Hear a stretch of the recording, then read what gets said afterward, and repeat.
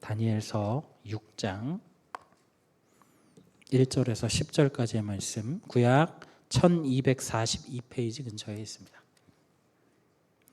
다리오가 자기의 뜻대로 고관 120명을 세워 전국을 통치하게 하고 또 그들 위에 총리 셋을 두었으니 다니엘이 그 중에 하나이라. 이는 고관들로 총리에게 자기의 직무를 보고하게 하여 왕에게 손해가 없게 하려 함이었더라. 다니엘은 마음이 민첩하여 총리들과 고관들 위에 뛰어남으로 왕이 그를 세워 전국을 다스리게 하고자 한지라. 이에 총리들과 고관들이 국사에 대하여 다니엘을 고발할 근거를 찾고자 하였으나 아무 근거 아무 허물도 찾지 못하였으니 이는 그가 충성되어 아무 그릇됨도 없고 아무 허물도 없음이었더라. 그들이 이르되 이 다니엘은 하나님의 율법에서 근거를 찾지 못하면 그를 고발할 수 없으리라 하고 이에 총리들과 고관들이 모여 왕에게 나아가서 그에게 말하되 다리오 왕이여 만수무강하옵소서. 나라의 모든 총리와 지사와 총독과 법관과 관원이 의논하고 왕에게 한 법률을 세우며 한 금령을 정하실 것을 구하나이다. 왕이여 그것은 곧 이제부터 30일 동안에 누구든지 왕 외에 어떤 신에게나 사람에게 무엇을 구하면 사자굴에 던져넣기로 한 것이니라. 그런즉 왕이여 원하건대 금령을 세우시고 그 조서에 왕의 도장을 찍어 메대와 바사에 고치지 아니하는 규례를 따라 그것을 다시 고치지 못하게 하옵소서 하매 이에 다리오 왕이 조서에 왕의 도장을 찍어 금령을 내니라. 다니엘이 이 조서에 왕의 도장이 찍힌 것을 알고도 자기 집에 돌아가서는 윗방에 올라가 예루살렘으로 향한 창문을 열고 전에 하던 대로 하루 3번씩 무릎을 꿇고 기도하며 그의 하나님께 감사하였더라. 아멘.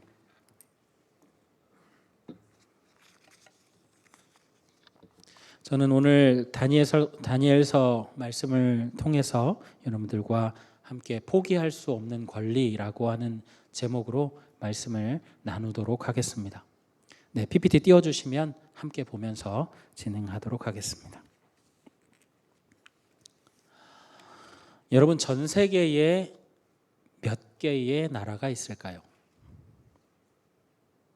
세계 각 기관과 연맹별로 파악하고 있는 국가의 수는 조금씩 차이가 있지만 이 세계 지도를 기준으로 보면 약 273개 정도의 237개요. 37개의 나라가 있는 것으로 확인이 되고 있습니다.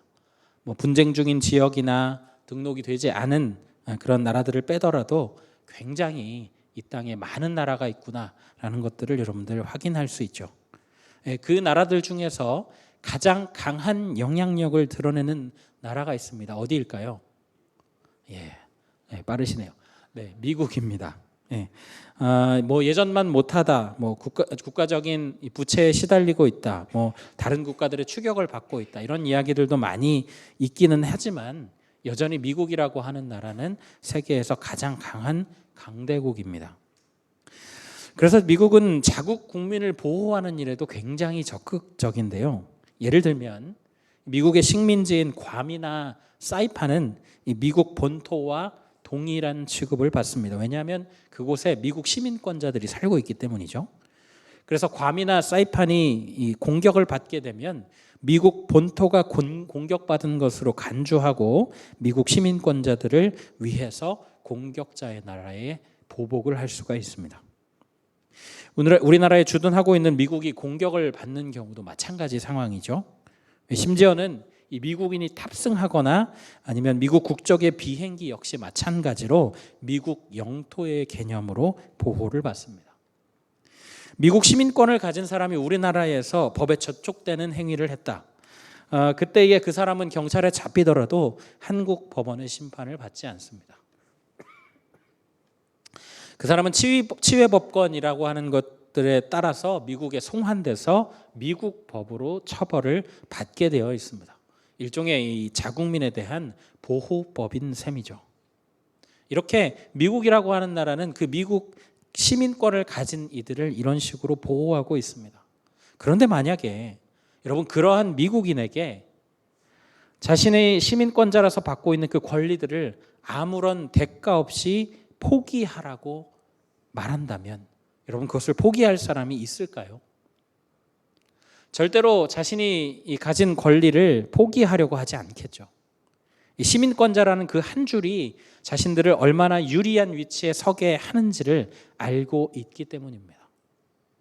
제가 지금 미국 시민에 대한 예를 들었습니다마는 꼭 그렇지 않더라도 사람이라고 한다면 자신의 권리가 자신을 어떻게 보호하는지, 어떻게 자신에게 유리하게 작용되는지를 알기 때문에 자신에게 주어진 권리를 절대로 포기할 리가 없다라는 것이죠. 저는 오늘 말씀을 그런 관점에서 좀 살펴보고자 합니다. 우리가 오늘 보고 있는 본문 말씀은 다니엘서의 일부입니다. 우리가 성경을 구분할 때에 내용에 따라서 이렇게 구분을 하는데 다니엘서는 선지서에 해당합니다. 선지, 먼저 알다라는 뜻인데 하나님께서 앞으로 이스라엘 백성들에게 어떠한 일이 일어날 것이다라는 것들을 선언하시고 또 권면하시는 그런 내용이 담겨 있는 것이 바로 이 선지서입니다. 구약 성경에는 여러 권의 선지서들이 있는데 그 중에서 분량이 많은 4권의 책을 이 대선지서라고 부르죠. 오늘 본문이 있는 이 다니엘을 비롯해서 이사야, 예레미야, 에스겔 같은 책들이 이 대선지서의 범주에 있는 그런 책들이라고 할 수 있습니다. 특별히 오늘 본문인 다니엘서를 보면요, 이 예루살렘이 패망하게 된 다음에 이 이스라엘 백성들이 이 바벨론에 끌려가게 됐던, 포로로 끌려가게 됐던 그때를 배경으로 해서 하나님이 특별히 세우신 이 다니엘이라고 하는 사람을 통해 역사하시고 또 앞으로의 일들을 선포하시는 그런 내용을 담고 있죠. 우리 신앙생활 오래 하신 분들은 또 교회 열심히 출석하신 분들은 여러분 한 번쯤은 들어보셨을 법한 뭐 사자굴 또 풀무불 이런 사건들이 많이 담겨 있는 그런 책이기도 합니다. 오늘 내용은 그것들 중에서 우리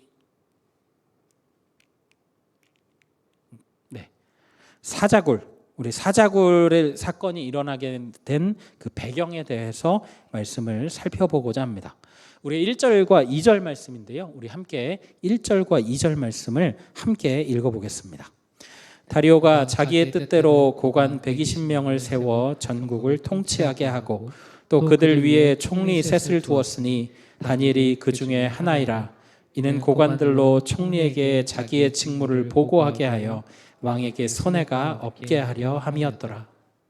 제가 조금 전에 다니엘서의 배경에 대해서 말씀을 드리면서 이 이스라엘 백성들이 바벨론에 의해서 포로로 끌려갔던 때라고 말씀을 드렸는데요. 오늘 1절에 나오는 이 다리오 왕은 바벨론의 왕이 아닙니다. 쉽게 말씀드리면 이 나라가 바뀌었어요. 이 바벨론은 메대의 다리오라고 하는 사람에 의해서 멸망당하게 됩니다. 우리가 오늘 본문에는 나오지 않지만 다니엘은 바벨론에 끌려간 이후에 하나님이 주신 지혜를 인해서 바벨론 왕 느부갓네살로부터 발탁되어서 왕 아래의 가장 높은 이 총리직을 받은 인물입니다. 여러분 사극을 봐서 아시겠지만 전직 왕조의 고위 관리가 그 다음 왕조의 고위 관리가 되는 경우는 드뭅니다. 드문 게 아니라 거의 불가능하다고 볼 수 있죠. 이전 왕조의 고위 관리라고 하면 그 사람이 왜 고위 관리가 됐겠습니까? 그 나라에 충성을 다했기 때문에 그렇겠죠. 그렇다면 그 나라를 전복시키고 새로 나라가 일어났는데 그 나라의 고위 관리로 뽑을 가능성이 거의 없다라는 것이죠. 이전 왕조의 고위 관리 같은 경우에는 보통은 죽임을 당하거나 다시는 세상에 나올 수 없도록 하는 것이 일반적인 고대의 상식입니다. 그런데 다리오는 고관을 120명을 세우면서 그 위에 총리 3명을 세웠는데 그 중에 한 명이 이 다니엘이었다라는 거죠. 이게 말이 되는 일인가요? 대체 그 지혜가 얼마나 특출났길래, 얼마나 대단하고 탁월했길래 이 고대의 상식들을 다 뒤엎었던 것일까요? 3절 말씀을 보면 이렇게 이야기하고 있습니다. 제가 한번 읽어드릴게요. 다니엘은 마음이 민첩하여 총리들과 고관들 위에 뛰어남으로 왕이 그를 세워 전국을 다스리게 하고자 한지라. 여러분 학자들이 추정할 당시 다니엘의 나이가 80세입니다. 80세. 지금은 뭐 100세 시대라고 하고 80세면 아이고 아직은 젊네라고 이야기를 할 수도 있겠지만 그 당시라고 한다면 80세라는 나이는요, 생을 마감해도 이상할 것이 없는 나이입니다. 바벨론이라고 하면 근동에 꽤 넓은 영토를 자랑했던 나라인데 그 나라를 부수고 다시 세워진 이 메대라고 하는 나라 역시도 작은 나라가 아니었다라는 것이죠. 꽤 많은 영토에 꽤 많은 인구를 가진 나라에 얼마나 뛰어난 사람들이, 얼마나 탁월한 사람들이 많았겠습니까? 그런데도 다니엘이 얼마나 지혜로웠는지, 또 그의 일처리하는 이 방식들이 얼마나 능력이 탁월했는지 80세의 나이에도 전체 120명을 추리고 그 위에 3명을 추려도 그 안에 들어갈 정도였다라는 거예요. 이것을 보면 80세가 되었어도 여전히 하나님께서 그를 통해 하고자 하시는 일들이 다 끝나지 않았다라고 하는 사실을 말해주는 것입니다. 아마도 이 다리오 왕은 전 왕조인 바벨론에서 다니엘이 행했던 그 행적들을 다 들었을 것입니다. 이 느부갓네살 왕의 꿈을 해석하고 뜨거운 풀무불에서 살아났으며 또 벨사살 왕의 잔치에 쓰여진 글씨를 해석한 그 모든 일들을 다 듣고 있었을 거란 말이죠. 이쯤 되면 다니엘은 보통 지혜를 가진 사람이라고 보는 것이 아니라 신적인 지혜, 신께서 분명히 어떤 신이 그에게 지혜를 주셨다라고 인정할 만한 그런 능력을 가지고 있었다는 것이죠. 그렇기 때문에 이 다리오 왕은 노년의 그 전 왕조의 정치가를 다시 총리로 초빙해서 자신의 나라를 다스리려고 한다는 것입니다. 하지만 이 사실이 그 당시에 다리오의 정부 안에 있던 다른 관리들의 심기를 건드렸다는 것이죠. 우리 4절 말씀 함께 보실 텐데 우리 4절 말씀 함께 읽겠습니다. 이에 총리들과 고관들이 국사에 대하여 다니엘을 고발할 근거를 찾고자 하였으나 아무 근거, 아무 허물도 찾지 못하였으니 이는 그가 충성되어 아무 그릇됨도 없고 아무 허물도 없음이었더라. 여러분, 지금도 그렇지만 이 당시에도 정치의 실질적인 본질은 투쟁입니다. 이웃나라가 되었건 혹은 내 안에 정치적 이 견해가 맞지 않는 상대편이 되었던 간에 일단은 싸워서 발 아래에 놓고 지배하려고 하는 것이 이 정치의 속성입니다. 그러나 여러분, 우리가 이런 것들을 차치하고라도, 우리가 이런 그 과정들을 다 차치하고라도 이 총리들과 또 고관들의 입장에서 생각을 해보면 우리가 이해를 못할 일도 아니라는 거죠. 자, 다리오가 새로운 왕권을 세웠습니다. 새로운 정권을 세웠는데 그곳 가운데서 고위 관리로 뽑힌다라는 게 무슨 말일까요? 전에 왕조를 전복하고 새로운 나라를 세웠다고 하면 그 왕조를 전복시키는 일에 큰 공을 세웠던 사람들을 고관으로 맞이하는 것이 우리의 일반적인 상식입니다. 그러니까 이 고관의 직책에 왔다라는 사람들은 분명히 이전 왕조를 멸망시킨 데 큰 공을 세웠던 사람들인 거죠. 그런데 이 다니엘이라고 하는 사람은 그런 공이 1도 없습니다. 오히려 그 전 정권의 높은 자리에 올랐기 때문에 그 나라에 충성하던 사람이었다는 것이죠. 아무리 지혜가 높다고 하더라도 이렇게 건국 과정에서 전혀 공을 세우지 않은, 오히려 망한 나라의 고위 관리인 포로 출신을 가장 높은 관직에 세우고자 하는 이 다리오 왕의 미친 계획에 이 다리오 정권의 총리와 고관들이 분노할 수밖에 없었다라는 거예요. 그래서 다니엘이 흠을 잡기 위해서 미친 듯이 터는데 털어서 먼지 안 나오는 사람이 진짜로 있더라는 것입니다. 얼마나 청렴했는지, 얼마나 충성되게 일했는지 아무 근거나 아무 허물도 찾을 수 없고 그릇됨도 없었다라는 거예요. 그래서 그들은 계획을 바꿉니다. 우리 5절 말씀 함께 보실 텐데요. 5절 말씀 함께 읽어보겠습니다. 그들이 이르되 이 다니엘은 그 하나님의 율법에서 근거를 찾지 못하면 그를 고발할 수 없으리라 하고, 여러분 이거 보십시오. 그들이 하나님의 율법을 들먹입니다. 자, 이렇게 보면 무슨 얘기일까 조금 우리가 이해가 좀 안 되기 때문에 제가 조금 더 이해가 되는 버전으로 새 번역 성경을 한번 찾아봤습니다. 이렇게 나와요. 제가 한번 읽어드릴게요. 그래서 그들은 서로 말하였다. 다니엘이라는 자는 그가 믿는 신의 법을 문제 삼지 않고는 고발할 근거를 찾을 수 없다. 여러분, 이게 무슨 얘기냐면 다니엘이 믿는 그 하나님의 법과 바사 왕국의 법이 부딪히게 만들어서 이 다니엘을 실각시키려는 의도였다는 거죠. 여러분, 분명하게 기억하십시오. 공중 권세 잡은 이 사단이 지배하는 이 세상에서 그리스도인들이 하나님의 법을 지키려고 애쓰고 흔들리지 않으려고 노력할수록 사단은 하나님의 법을 이 세상의 법과 충돌시키려고 합니다. 너 왜 굳이 이렇게까지 손해를 감수해? 내가 아는 크리스천들은 다 하던데 왜 너는 유난이야? 답답하. 잠깐만 눈 감으면 되잖아. 그거 한다고 죽냐? 여러분, 세상 사람들이 이렇게 얘기하죠. 사적인 종교 생활이랑 공적인 일은 좀 분리를 좀 하지. 여러분, 이렇게 이야기할 수 있습니다. 시대가 가면 갈수록 이런 방식들은 교묘해집니다. 그리고 어떤 선이 모호해지도록 그렇게 하는 경향이 있는데 결국은 그 일을 통해서 얻고자 하는 바가 똑같다라는 거예요. 하나님의 법을 온전히 지킬 수 없게 만드는 것입니다. 지금 다니엘의 대적자들은 그러한 일들을 하고 있어요. 다니엘의 행적을 면밀하게 관찰하고 분석한 이후에 드디어 그에게 혐의를 씌울 작전을 펼치기 시작합니다. 우리 6절과 7절 말씀인데요. 6절과 7절 말씀 함께 읽어보겠습니다. 이에 고관들이 모여 왕에게 나아가서 그에게 말하되 다리오 왕이여 완수무강하옵소서. 모든 총리와 사와 총독과 법관과 관원이 의논하고 왕에게 한 법률을 세우며 한 금령을 정하실 것을 구하나이다. 왕이여 그것은 곧 이제부터 30일 동안에 누구든지 왕 외에 어떤 신에게나 사람에게 무엇을 구하면 사자굴에 던져 넣기로 한 것입니다. 여러분, 참 악한 사람들이요 머리가 잘 돌아갑니다.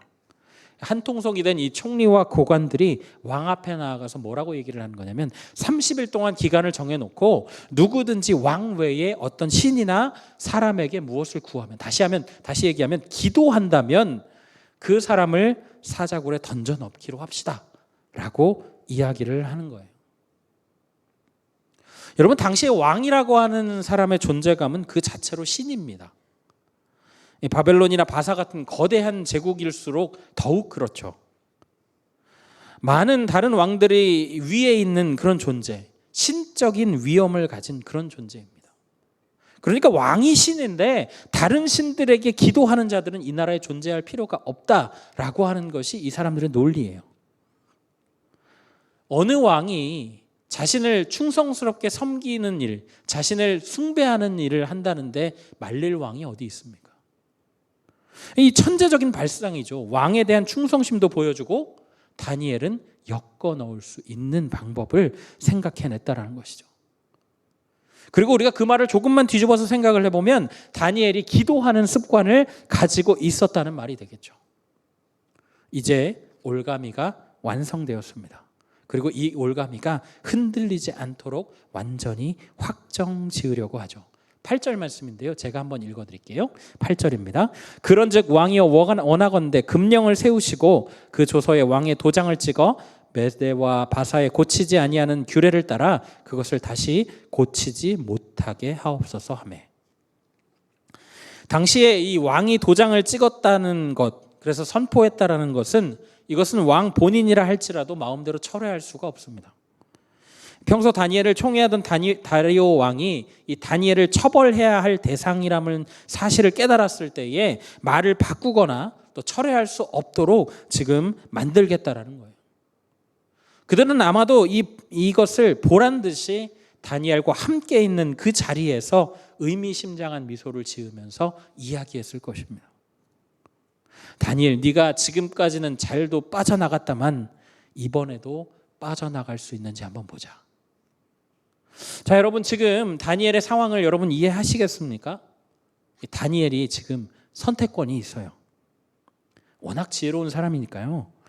그는 잠시 기도하는 것을 멈추고 이번 일의 단속 기간이 지나가기를 기다릴 수도 있었을 것입니다. 아니면 기도하는 방식을 바꿀 수도 있었을 거예요. 우리 10절 말씀 함께 보실까요? 10절 말씀 함께 읽겠습니다. 다니엘이 이 조서에 왕의 도장이 찍힌 것을 알고도 자기 집에 돌아가서는 윗방에 올라가 예루살렘으로 향한 창문을 열고 전에 하던 대로 하루 3번씩 무릎을 꿇고 기도하며 그의 하나님께 감사하였더라. 여러분, 저는 빠져나갈 구멍이 보이는데요. 여러분들 보이십니까? 뭐를 하나 닫으면 돼요. 네, 감사합니다. 네, 창문을 닫으면 되죠. 자, 창문을 닫게 되면 여러분, 창문을 열어놓은 상태로 기도를 하니까 그 옆에 집에서 지나가던 사람들이 이것을 보고 고관들에게 말을 했을 겁니다. 저 사람이 기도합니다라고 이야기했겠죠. 그런데 창문을 닫으면 그 사람이 집안에서 운동을 하는지 아니면 집안에서 뭐 기도를 하는지 자고 있는지 어떻게 알 수가 있어요? 그러면 이런 방식, 창문 하나만 닫으면 사실 그의 모든 문제가 해결될 수도 있다라는 거예요. 정 기도를 멈출 수 없으면 그가 기도를 바꾸는 이런 방식들도 택할 수 있었을 텐데, 고지식한 것인지 우직한 것인지 다니엘은 자신을 지켜보는 대적들이 자신을 사자굴로 밀어 넣으려는 계획도 알고 있고, 이것이 조서화되어서 도장이 찍힌 것을 알고도 이전과도 다름없이 기도하는 것을 멈추지 않고 있다는 거예요. 여러분, 우리가 오늘 본문은 여기에서 끝나지만 우리는 그 이후의 상황에 대해서 너무나도 잘 알고 있습니다. 너무나도 유명한 이야기니까요. 그 뒤에 어떻게 되었습니까? 이 다니엘에 대한 고발이 들어옵니다. 그래서 다리오 왕이 어쩔 수 없이 다니엘을 사자굴로 밀어넣죠. 다리오 왕은 평소 존경하던 스승이자 친구를 스스로의 명령에 의해서 잃게 되는 것을 통분하면서 밤이 새도록 금식하며 오락을 그치고 기다립니다. 그리고 이튿날 날이 완전히 밝기도 전에 사자를 보낸 것도 아니에요. 스스로 직접 친히 사자굴로 달려갑니다. 그리고 이렇게 외치죠. 하나님의 종 다니엘아, 내가 항상 섬기는 내 하나님이 사자들에게서 능히 너를 구원하셨느냐. 그리고 다니엘이 이렇게 대답합니다. 예, 하나님이 천사를 보내셔서 사자들의 입을 막으셨습니다. 왕은 기뻐하면서 다니엘을 다시 사자굴에서 끌어올리고 대신 그를 참소하였던 자들을 대신 그들의 가족들까지 사자굴에 집어넣죠. 그들은 땅에 닿기도 전에 사자들로부터 찢김을 당하게 됩니다. 하나님의 특별하신 보호하심과 다윗의 뚝심이 만나서 원수의 공격으로부터 보호하시고 인도하심을 경험하는 그런 사건이 되었다라는 거죠. 그런데 여러분, 우리가 이 말씀을 참 시원하게 들었지만 우리에게는 풀리지 않는 의문이 한 가지 있습니다. 왜 다니엘은 그렇게 위험에 처할 것을 뻔히 알면서도 보란 듯이 기도에 대한 고집을 꺾지 않았을까요? 왜 무모하게 그의 대적들에게 보란 듯이 기도를 계속 했던 것일까요? 우리가 다니엘서를 읽어봤으니까 너무 잘 알지 않습니까? 그렇게 보면 그의 삶을, 그런 결정을 그럴만도 하다라고 이해할 수도 있죠. 젊은 시절에 이 다니엘이 새 친구와 함께 느부갓네살 신상의 절을 안에서 풀무불에 들어갔지만 하나님의 특별하신 도움 속에 옷깃 하나, 머릿결 하나 상하지 않고 멀쩡하게 그렇게 나왔던 경험이 아마도 그를 담대하게 했을 수도 있습니다. 이제 80이 된 고령의 나이, 살 만큼 살고 누릴 만큼 누렸기 때문에 죽음이 그렇게 두렵지 않다라고 이야기할 수도 있겠죠. 그러나 우리가 이런 현실적인 이유 말고 우리가 말씀 속에서 파악할 수 있는 이유가 따로 있습니다. 우리 이 시간에 10절 말씀을 한 번 더 읽어보실까요? 10절 말씀 함께 읽겠습니다. 다니엘이 이 조서에 왕의 도장이 찍힌 것을 알고도 자기 집에 돌아가서는 윗방에 올라가 예루살렘으로 향한 창문을 열고 전에 하던 대로 하루 3번씩 무릎을 꿇고 기도하며 그의 하나님께 감사하였더라. 여러분, 이 말씀의 마지막에요, 하루 3번씩 무릎을 꿇고 기도하며 그의 하나님께 뭘 했다고요? 감사하였더라. 여러분, 이게 무슨 이야기냐면 포로로 끌려온 소년, 왕조의 교체에도 불구하고 왕들의 총애를 받으면서 그가 가진 지혜로 이방인들의 존경을 받았었던 그 다니엘의 생애에 절대로 빠질 수 없었던 요소가 바로 이 감사, 기도였다라는 거예요. 다니엘 정도 하나님이 특별한 총애를 받으면 저도 감사할 수 있어요 라고 이야기하실 분들이 계실지 모르겠습니다. 그런데 여러분, 다니엘의 매일의 삶이 과연 평안하고 감사가 넘칠 만한 삶이었을까요? 포로 출신 관리였습니다. 같은 민족 아니라고 차별받는 것들, 따로돌림 받는 것들, 이 세월을 견디는 게 쉬웠을까요? 왕에게 총애받지만 그것 때문에 늘 시기와 질투의 대상이라는 것이 편했을까요? 매일 같은 견제와 언제 목숨을 잃을지 모르는 그런 살얼음판을 걸었던 것이 다니엘의 삶이었으리라는 것을 우리는 어렵지 않게 유추할 수 있습니다. 얼마나 힘들고 외로운 삶이었을까요? 여러분, 그러나 그가 어떠한 상황 가운데 있다 할지라도 그가 기도할 때에 그를 돌보시는 하나님의 손길을 느끼게 되고 매일 동행하시는 그 하나님의 사랑을 체험하게 되고 자연적인 섭리를 거스르고서라도 보호하신다라고 하는 그 사실을 알게 되니까 그의 기도는 단순히 습관에 불과한 것이 아니라 목숨을 건 상황 속에서도 놓칠 수 없었던 그만의 특권이었다라는 거예요. 나는 어떤 상황에 있어도 기도하는 것을 멈추지 않으리라. 세상의 어떤 것도 나에게 기도하는 권리를, 그 특권을, 그 감사를 빼앗갈 수 없다. 어떤 상황이 온다 할지라도 나의 온 생애를 주관하시는 그 하나님 앞에 나는 찬양하고 감사하고 기도하리라. 여러분, 이와 같은 선포를 그는 대적들에게, 이 다리오 왕에게, 세상에게 당당하게 보여 주었던 거죠. 제가 대학교를 다니던 시절에요. 2000년대 초반이었는데 이 MSN 메신저라고 하는 것이 있었습니다. 지금의 우리는 핸드폰으로 카톡을 하잖아요. 이런 식으로 이 인스턴트 메시지를 주고받는 MSN 메신저라고 하는 것이 있었는데 저도 이거를 자주 사용을 했었습니다. 상태 메시지가 3가지가 있어요. 그게 뭐냐면 첫 번째는 자, 나는 당신이 물어보면 대답할 준비가 되어 있어요. 당신과 대화할 준비가 되어 있어요 라고 하는 온라인 표시, 그리고 메시지를 받을 수 없는 오프라인 표시. 나는 당신이 뭐라고 얘기를 하든 당신이 말을 걸어도 나는 대답하지 않을 거예요. 그러니까 말 시키지 마세요 라고 하는 자리 비움 상태가 있습니다.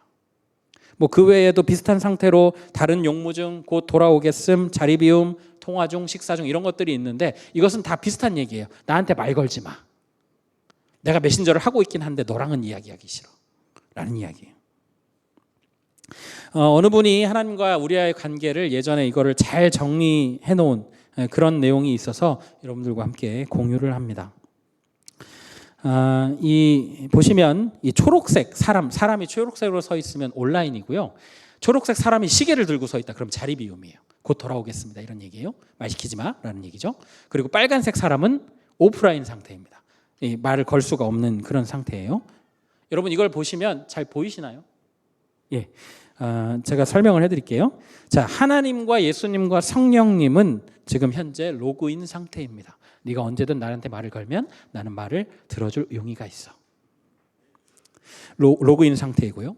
그리고 저 밑에 지금 보시면 저 파란색 이 박스로 되어 있는 부분이 잘 알지는 못하는데 이름을 잘 알고 있는 사람, 그러니까 피상적인 관계를 가지고 있는 사람들을 말하죠. 기타 등등의 친구. 저기 지금 나와 있는 것이 여러분 잘 모르시겠지만 다 기타 이름입니다. 테일러 무슨 뭐 이렇게 해갖고 다 기타 이름인데 기타 등등, 그런 사람들 다 오프라인이에요 지금. 그리고 또 하나 있어요. 자, 친한 친구들이라고 써 있는 사람들인데 어느 정도 우리가 친분을 쌓은 사람들, 우리가 좀 속을 터놓고 이야기할 수 있는 사람들입니다. 근데 이 사람들은 지금 자리 비움 상태예요. 또 이 삼위 하나님의 메시지 상태를 보면 이렇습니다. 하나님께서는 이렇게 말씀하세요. 언제나 콜하렴. 예수님은 이렇게 얘기하세요. 눈동자같이 보고 있단다. 나도 콜. 성령님은 이렇게 말씀하십니다. 말할 수 없는 탄식으로 기도한단다. 제발 말 좀 들어. 삼위 하나님이 언제든 우리가 말 걸기를 기다리고 계시고 응답할 준비가 되어 계시다라는 거예요. 그러나 친한 친구들은 자리 비움 상태입니다. 우리가 친하다고 생각했던 사람들, 우리가 평소에 우리의 흉금을 터놓고 이야기할 수 있다고 생각했던 사람들은 지금 다 자리 비움 상태예요. 나한테 말 걸지 마. 대답 안 할 거야. 라고 하는 의지를 지금 보여주고 있다는 거예요. 그리고 이 사람의 상태를 보니까요, 위에 써 있습니다. 리얼 크리스찬, 가로 열고, 몹시 힘든 상태로 온라인. 그러니까 이 사람이 지금 자신의 상태, 자신의 힘들고 어려운 상태를 이겨내기 위해서 내가 친구들과 좀 이야기를 하고 싶어라고 로그인을 했는데, 그 상태에서 친한 친구들은 다 내 얘기를 듣고 싶어 하지 않습니다. 그런데 하나님만, 삼위 하나님만 우리 얘기를 듣고 싶어 하신다는 거예요. 나는 너랑 교제하고 싶어. 나는 너랑 이야기하고 싶어. 언제 나한테 말을 걸어주겠니? 나한테 말을 걸어주면 내가 성의를 다해 들을 수 있고 내가 네 기도를 들을 수 있어. 그러니까 언제든 이야기해. 언제나 준비되어 계십니다. 하나님, 우리가 아플 때에, 힘들 때에, 친하다고 생각하는 사람들이 전부 다 자리 비움일 때도 우리가 말 걸기만을 기다리고 계시다라는 거예요. 여러분, 천지를 말씀으로 지으시고 능치 못함이 없으신 그 만물의 주인이 피조물 중 하나에 불과한 우리를 늘 주목하고 계시다라는 것, 우리와 교제하기를 원하시고 교제할 때에 기뻐하신다라는 그 사실이 여러분, 우리에겐 특권이라는 거죠. 여러분, 그 특권을 우리에게 주기 위해서 누구를 보내셨어요? 예수 그리스도. 자기 아들을 죽음에 이르기까지 하시면서도 우리에게 이 통로를 열어 주셨다라는 것입니다. 여러분, 이것이 하나님이 우리를 사랑하시는 방식이에요. 나는 늘 너와 교제하고 싶어. 나는 늘 너와 이야기하고 싶어. 나는 늘 너와 함께 있고 싶어. 너와 눈과 눈을 맞추고 함께 살아가고 싶어. 라고 말씀하시는 그 하나님의 마음인 것이죠. 거대한 역사의 그 수레바퀴를 돌려서라도, 자연의 이치를 거슬러서라도 우리를 향한 그 사랑을 마음껏 드러내시는 분이 바로 우리 아버지시라는 거예요. 여러분, 우리에게 필요한 것은 하나님께서 주신 그 특권, 언제든 기도할 수 있고 언제든 하나님을 찾을 수 있는 그 특권을 마음껏 매 순간 사용해서 하나님과 동행하고자 하는 그 마음이 필요하다는 것입니다. 여러분, 하나님과 동행하는 것이 무엇인지를 아시는 분들은요, 오늘 본문의 다니엘처럼 이 특권을 잃지 않아 하고 싶어 하시죠. 이 자리에 계신 분들 중에 많으신 분들이 저보다 오랜 생애를 살아오셨고 저보다 또 신앙의 경험이 훨씬 더 많으신 분들로 보시는데, 여러분들 어려울 때 어떻게 하시나요? 정말로 고통스러울 때 누구를 찾아가시나요? 여러분, 이것을 보면 우리에게 주신 특권이 얼마나 중요한 건지를 알게 됩니다. 그리고 이 특권을 가진 사람은 심지어 자신이 생사의 기로에 있다 할지라도, 그 어려움 가운데 있다 할지라도 그 특권을 지키고 누리고 싶어 한다는 사실이죠. 사랑하는 성도 여러분, 우리에게 특권이 있습니다.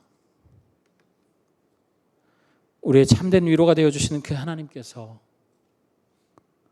언제든 우리가 말을 걸고 우리의 눈과 눈을 맞추고 그의 어깨에 기대어 울고 함께 웃기를 원하고 계세요.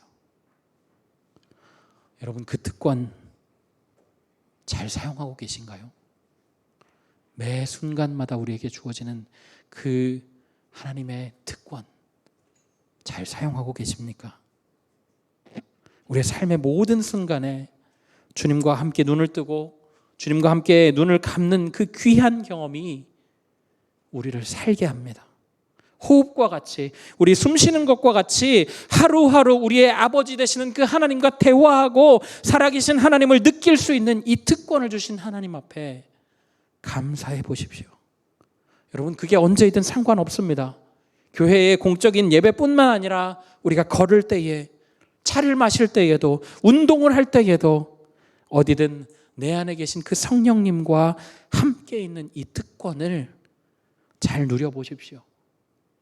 바라기는 이 생명이 경각에 달린 상황 가운데서도 세상이 줄 수 없는 평안으로 이 다니엘을 감사하게 하셨던 그 하나님이 이 특권을 사용하는 우리에게도 동일한 은혜를 내려주시기를 원합니다. 우리 주님과 동행하시면서 주님과의 그 깊은 교제 가운데 나아가시는 우리 성도님들 다 되시기를 예수님의 이름으로 간절히 부탁드립니다. 아멘. 우리 이 시간에 말씀을 기억하시면서 이 찬양 함께 고백하실 텐데요. 나 무엇과도 주님을 바꾸지 않으리. 이 찬양 함께 고백하며 나아가겠습니다.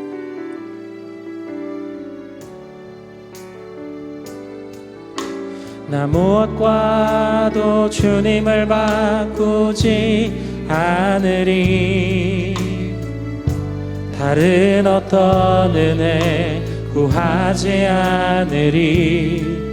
오직 주님만이 내 삶의 도움이시니 주의 얼굴 보기 원합니다. 다시 한번 찬양하실까요? 나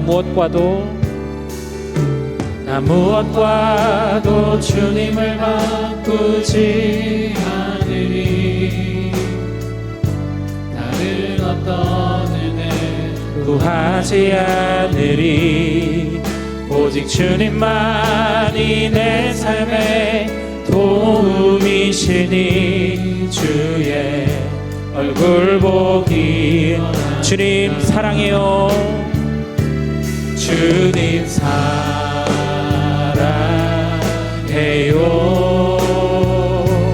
온 마음과 정성 다해 하나님의 신실한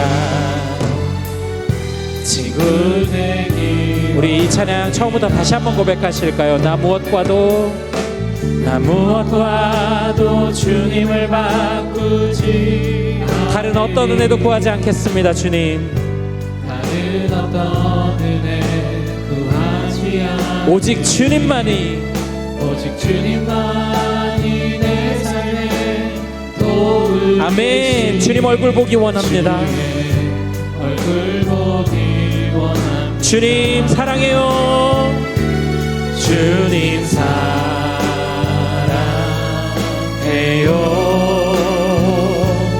온 마음과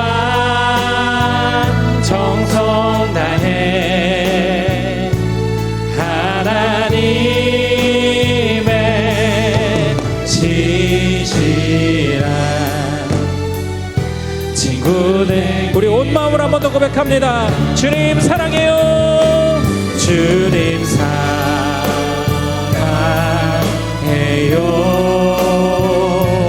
온 마음과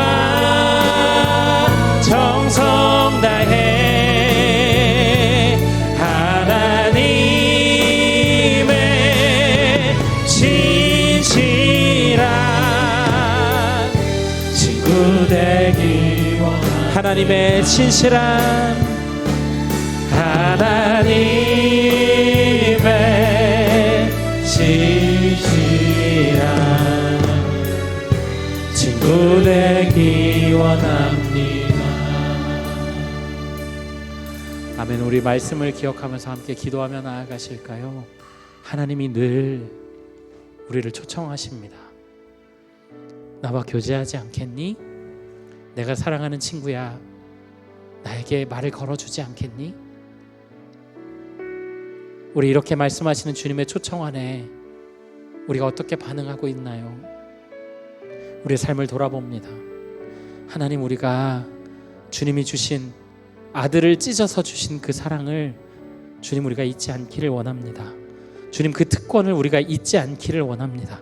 우리가 매일매일 사는 동안 주님과 동행하며 매일 교제하는 기쁨을 누리게 하여 주시옵소서. 아니 그 특권을 잊지 않게 하여 주시옵소서. 우리 시간 함께 소리내어서 하나님 앞에 기도하며 나아가겠습니다. 사랑해 주님 감사합니다. 주님 오늘도 우리에게 말씀을 허락하여 주셔서 하나님 그 말씀 가운데 다니엘이 뺏기지 않으려고 했던 하나님 그 주님 특권을 주님 우리가 바라보게 됩니다. 주님 우리에게 그 특권이 있습니다. 하나님 우리를 살리는 그 특권이 있습니다. 하나님 우리의 삶을 살게 하는 그 특권이 있습니다. 하나님 아들을 찢어주신 그 사랑을 하나님 우리가 잊지 않고 살겠습니다. 하나님 매일매일마다 주님 그런 삶을 살기를 간절히 원합니다. 주님 우리를 붙들어 주셔서 주님 우리가 그 특권을 잃어버리지 않도록, 우리가 그 특권을 잊고 살지 않도록 우리를 붙잡아 주옵소서. 우리의 삶을 붙드시는 그 하나님, 우리의 삶을 역사하시는 그 하나님, 하나님 우리가 주님 그 마음을 품고 주님 앞에 나아갑니다. 하나님 우리의 마음 가운데 주님 그런 마음을 허락하여 주시옵소서. 우리를 붙드시는 그 하나님 앞에 우리가 주님 그렇게 나아가기를 간절히 소망하오니 하나님 우리를 붙잡아 주옵소서. 성령께서 우리의 마음을 주관하여 주심으로 주님 우리가 주님과 늘 동행하며 주님과 늘 교제하는 삶을 살도록 하나님 인도하여 주옵소서. 주님 감사합니다. 우리를 도와주옵소서.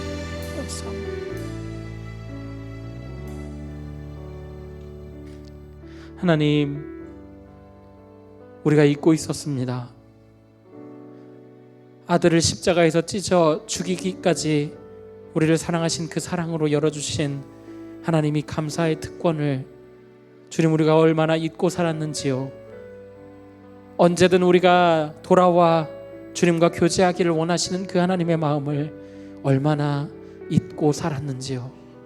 하나님, 우리에게 주신 그 특권을 주님 우리가 누리기를 원합니다. 주님 우리가 그 특권에 하나님의 그 초대에 응답하기를 원합니다.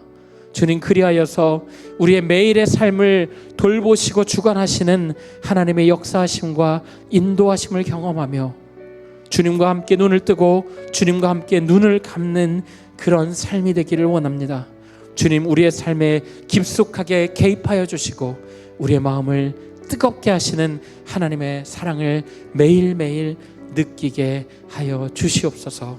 주님 우리를 붙드시는 하나님 앞에 감사드렸고 예수 그리스도의 이름으로 기도드립니다. 아멘. 자, 우리 이 시간에 우리 함께 선포하며 나아가실까요? 나는 하나님으로부터 부름받은 하나님의 자녀입니다. 우리는 세상으로 보냄받은 그리스도의 제자입니다. 여러분 이 마음 가지고 또 살아가시기를 바랍니다. 이 축도를 마치고 난 이후에는 국경을면 의사회에서 나오셔서 또 이 영상을 보고 또 광고하는 시간을 갖도록 하겠습니다. 하나님의 축복을 받겠습니다.